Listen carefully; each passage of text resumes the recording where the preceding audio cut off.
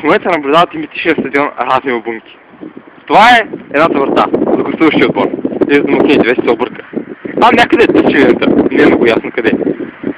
Тук е другата врата. Сега ще приближа. Да, това горе не е клон, това е горната града. После ще демонстрирам как може с топка да се удари 3 пъти подред. Това отстрани е... хората там ще такова от килими, да я знам. Така, чисачките са чисти току-що, както виждате.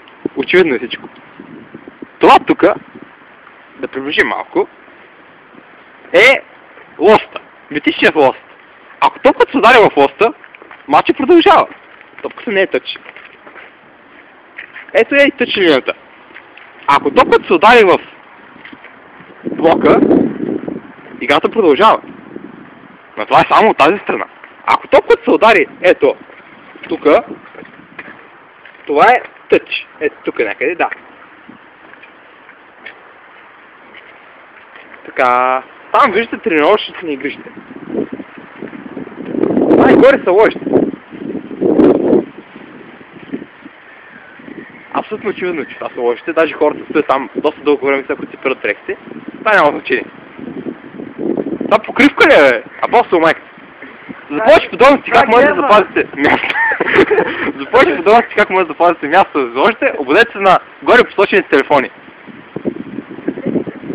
62 44 20 или само да махнем клоните 641 590 и нещо и 8, да. Кръвите са от Panasonic. Да. Тази врата тук води към втората ни съвлекане. Да, не имаме първа. Не се чудвайте. Тук имаше преди лост, но го взехме, го сложихме на тази врата, за да го използваме изцяло, но едни мангари дойдоха и го взеха. Какво да се прави сега? И те са хора. Значи, това са остатъци от градата. Имаше цементи там, как се вика. Така. Те оставиха един лост, но не дойдоха после да се го вземат. Тук се получиха яко съвни. Това е митичното дърво, на което преди около 10 години се загубих един ключодържател, който така не се намери. Мечти. Какво? Може, да, възможно е. Да се върнем на терен. Коментаторския... Да, надявам се това не се чува. Коментаторският пулт се намира там горе. Там са настанени множество камери, които вие не виждате, защото се използва най-новите нанотехнологии. Тук също има една камера, там също, тук. Там горе има някакви хора, да ги записа, гледат мачове безплатно. Да видим към тази града. Не се чудайте от славните шумове, с мен върват 3 идиоти, 4 плюс мене. Това е митичната града, която ние взехме от двора. Да знам. Да, това дърво издържа вече цели... трябва да го отрежда да ви даде, ама да знам. Това е порчутата двойна града. Ако толкова се удари в тази града, играта продължава. Играем до втора града. Това означава, че топката трябва да мине втората града, която общо взето няма нищо общо с първата, както можете да видите. Да, и да не видите, да знам. Продължаваме. Колкото това дърво тук е поставено от млади учени преди около 5000 години, като го гледам така, за да предотвратят гоненето на топките из улиците на Ню Йорк. Продължаваме. Отиваме към тренировъчната база. То със сигурност... внимайте тази тухла, много опасна.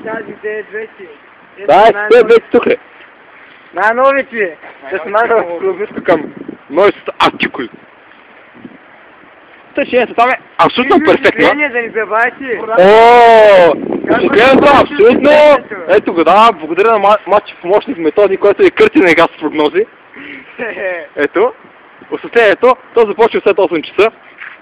Все още на матчи все така. Да, сигурно някой мангал пак го е взел. Тук е пълния басейн. Конски комна. Това е конски реликсира преди матча. Да. Сега, това е почистата, как се викаше? Стълба. Пързалка, да. Отдава на Конспин. По-известен като Конспин. На тази пързалка са се качвали и са слизали много хора. Легендарни. Да. Какво е това писмо? Още едни искат да ни подкупят. Не, ние не се продаваме. Това е резервната скамейка на отбора. Има само една. Защото отбора е само един. Перфектно се вижда. Абсолютно перфектно. Но да продължим. Това тук е кладене се за вода. Малко е запушен, но това сме да го правим след 2-3 години. 23. Тихо сега. Още една пързалка. Този път не е развалена. Но запомнете, никога не се качвайте отгоре. Там са пикали мангали. Тук е пясъка, който заравяме човека пропуснал дуспа. Тук е... Вижте си какво е. Да, те още сме в военно състояние. Мачи талант, секси в 7-3 се мъчи. Но, ето тук още едно осветление за резервния стадион. Който не бачка. Бачка. Тук е най-голямото препятствие за всички, който вземе тази страна. Вижте там, какъв е проблема. Ще падне в гьола долу. Тук е ракетата, с която отиваме на Стълния. Както виждате, осветена в населената Багри. Наскоро смятаме да добавим някаква друга звездичка в повод влизането на България в Европейския съюз. Тук къде е конската глава? Къде е конската глава? Тук го много внимайте. Конската глава изчезна някъде, вафли болови, да, много са полезни.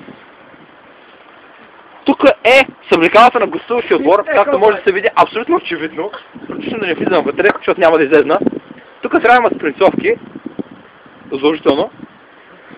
Нали, все пак, гостуващия отбор винаги се другира. Продължаваме. Тук има парзалка или нещо. Тук няма. Да, тук няма нещо си. Това не го знам какво е точно, но да кажем, че е това. Тук хората са падали отгоре. Не, естествено, голмайсторите на противника отбор. Тук е за домакините, които стоят само в центъра. Ето го! Ето го и прочутия стадион! Не, чакайте, тренировъчната игрище на прочутия стадион. Даже и аз се обърках. Тук главен помощник Методи ми отбеляза най-вероятния гол. Тук имаше един камион, който доставаше екипите ни. Този камион беше абсолютно ограбен, но освен това имаше едно стъкло. Не е така както си играхме, нали, на нещо си, не знам точно, да, бях суботни. Правилата са малко сложни за обяснение, даже прекалено сложни, ако не сте от махалата. Само хората от махалата ги разбират. Да продължим. Този Методи, нали, би фал, бяхме 0-0 май. Той остави само един фал да би, нещо такова. Тази топката отиде и там в една канавка. Да, в една канавка. Сега ще приближа, за да види точно какво става въпрос. Канавка е в Марина сета. Дано тази първа да не се чуе. Да. Тя с топката отиде там, той ще да изпълни. Естествено, защото му оставаше един удар. А той не може да прави бройки. Та, изпълни. Топката се ударила в канавката. Удари се с стъклото на камиона, който се намеше там някъде. И след като, нали, върткия с по-известен като вастата, вече беше направил своя плънж наляво, топката влезна в десния горен ъгъл. Ето тук, точно тук е гредата и вътре. При което вастата толкова се ядоса, че вече и той не си спомня какво направи, но със сигурност не беше нещо хубаво. Да знаете, че ако топката се удари в стената тук, играта продължава. Въпреки че, очевидно, не трябва. Но това няма значение. Тук има още две резервни врати. Не знам за какво са не, но да кажем, че ги използваме. Тук още и ложите. Имаме тока много фенове ефекти, че направо трябва да и ложи за тренировъчния процес. Да, и Баби Дялов способно. Там ако имаш човек под 70 години, то трябва да бъде застрелян на секундата. Без наистина. Тук махалата Пловдив. Има и друго име, но няма да го сега. Не готвите.